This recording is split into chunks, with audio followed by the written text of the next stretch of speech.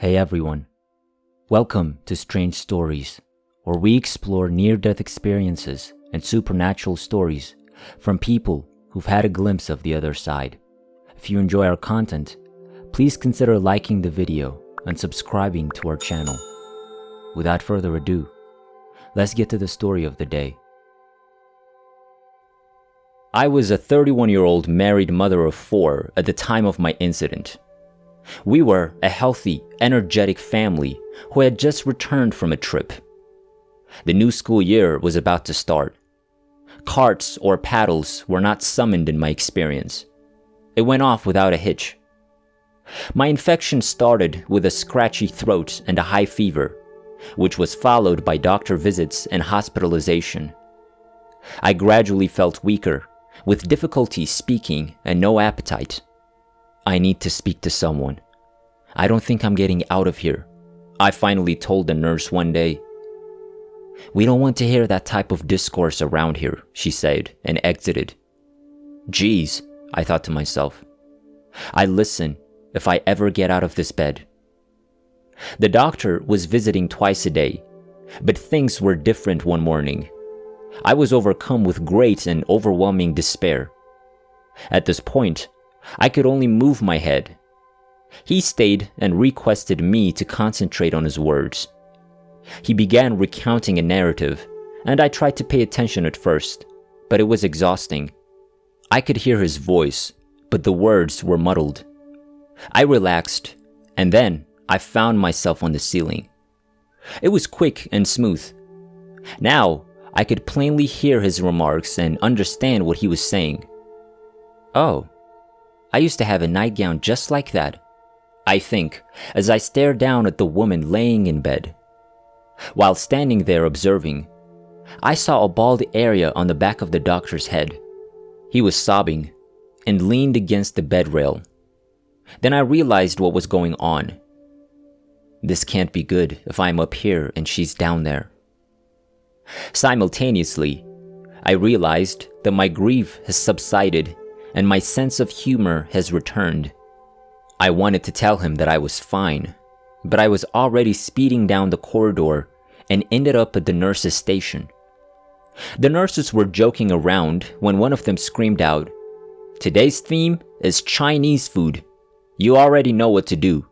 Put your money in and make a list of things you desire. Pronto." She was waving an envelope in front of her face.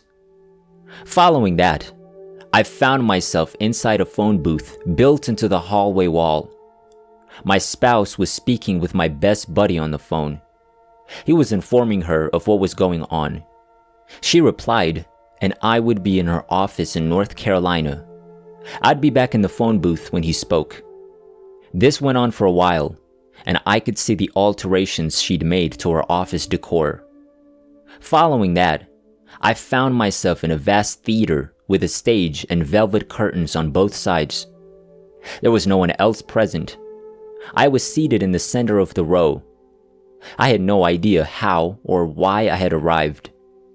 I waited, and then one of my very first childhood buddies appeared on stage. She smiled at me and told me how much she enjoyed the games we played and the laughter we shared. Then it was my time to tell her how much fun I always had with them, but how I was sorry when they moved away. We stayed till we had expressed our love and admiration for one another. This section moved at a significantly slower pace. A young child from my neighborhood emerged.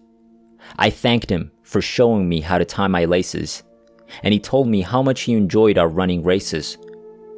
I was having a great time with everything. I knew who would appear next, but it always ended with giving and receiving love. Later, an older boy appears. He worked as a bus monitor. He told me that I had made him feel humiliated. I paid attention to him. He used to pick on my brother. So one day, I took his book bag and placed it by the side of the house at the bus stop. The youngsters were all having fun. When the bus arrived, the youngsters formed a queue and boarded. He couldn't find his suitcase when it was his turn. "Not funny," he says to the kids. They yank on the window latches and lower their windows. He asked the others where his suitcase was, and they informed him. He was soon walking towards the bus, and the youngsters were mocking him. I had to enter his body and feel the shame he felt as he looked out the windows. He needed to get into mine and comprehend what I was going through. I had to send him my love and apologized profusely. He bestowed great kindness on me. We both felt understood and appreciated after this conversation. I can't express how profound the healing was.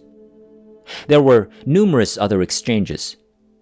I found myself in a tunnel, speeding towards a brilliant light, and I thought to myself, "Oh, I'm coming home today." When I reached the light, there is a distinct edge, and it is evident that this is where I will stop. There were no faces or figures, just tiny light beams that moved slightly, making up this larger light. They informed me that my ancestors had come to greet me today, but that my grandma had intervened. "Oh, my grandma," I thought, and they say, "No, not that one. You have never met this one."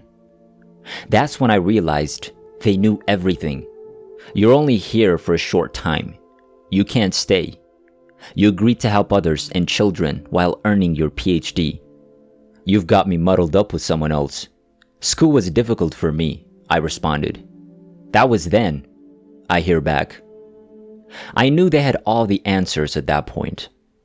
I wanted to ask some inquiries. Simply my luck. I get into a position like this, and the only question I have is, why can't I just stay? Do you recall when my body stopped working? I know I was there for long, but all I remember is that they talked about race and countries to keep people apart. They took me to a vast room with people lying on tables and large cylinders hanging above them. No surgery will be performed. Light and vibration will repair their organs. I suddenly realized it was time for me to leave. How do I return? I inquired. Just go left, they say. And I wonder, how is that going to happen? Because I always make an L for left. There aren't any mistakes, I hear. With that, I'm now in my kitchen at home. My twins are in high chairs, and my older kid is at the table. My mother is with them.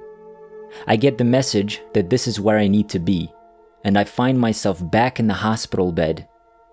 I couldn't move anything, but I could hear. I tried to open my eyelids, wriggle my toes, but nothing worked. Why are you so sad? A woman's voice asks shortly after, and it was my doctor who responded. We lost the young mom today, he said.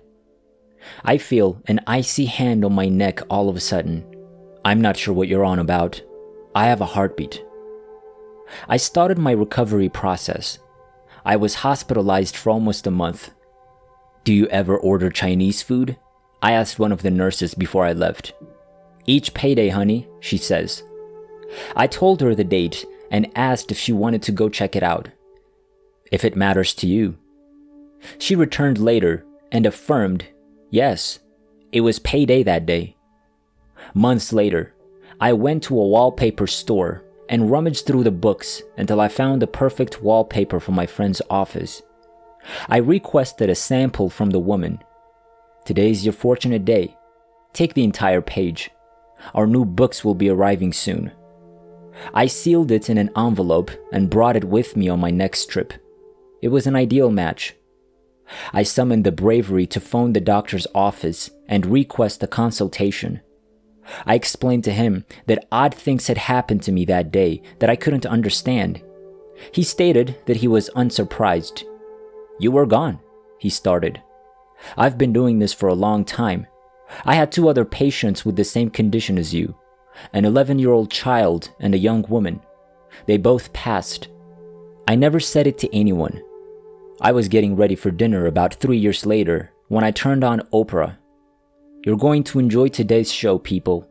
We have a young man here today who went skydiving and has come to tell us what occurred. He'll tell us about what they call a near-death experience. The validation was just as crucial as the encounter itself. It was the rocket fuel I required to start making changes in my life.